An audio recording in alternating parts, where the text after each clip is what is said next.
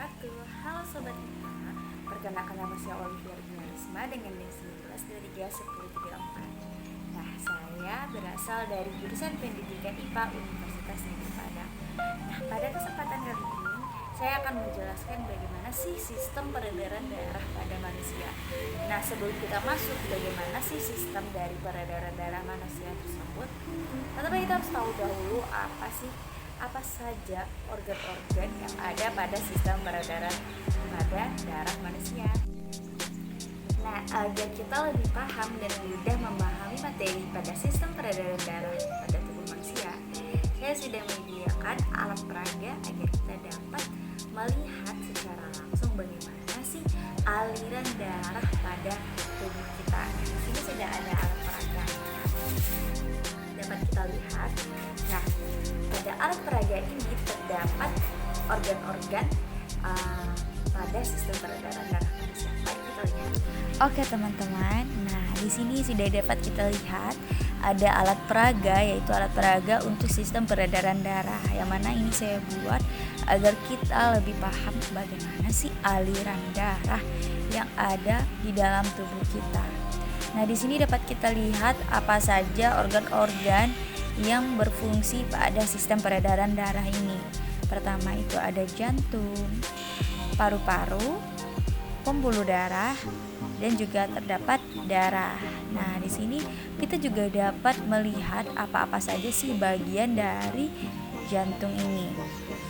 Nah, dapat kita lihat secara dekat, yaitu ada bilik yang merupakan salah satu bagian dari jantung yang terletak di sisi bagian bawah. Fungsi dari bilik ini yaitu untuk memompa darah bersih yang berasal dari jantung menuju ke paru-paru dan ke seluruh tubuh.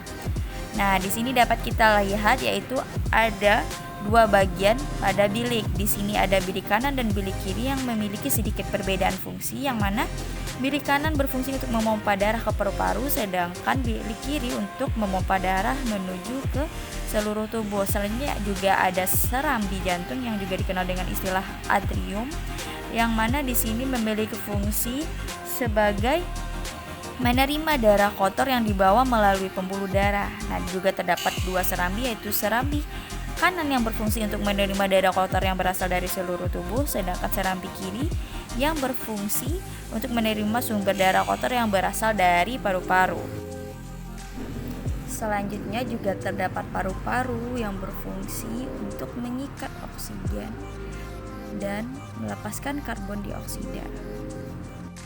Selanjutnya terdapat paru-paru yang berfungsi sebagai alat pengangkut oksigen, karbon dioksida, zat nutrisi, hormon, dan lainnya yang disebarkan ke seluruh tubuh. Bagaimana aliran darah pada sistem peredaran darah tubuh manusia?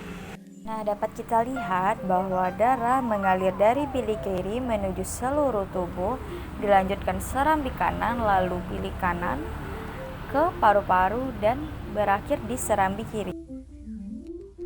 Oke teman-teman, mari kita kaji secara detail, yang mana tadi dapat kita lihat bahwa darah mengalir dari bilik kanan. Nah, darah ini merupakan darah yang kaya dengan oksigen.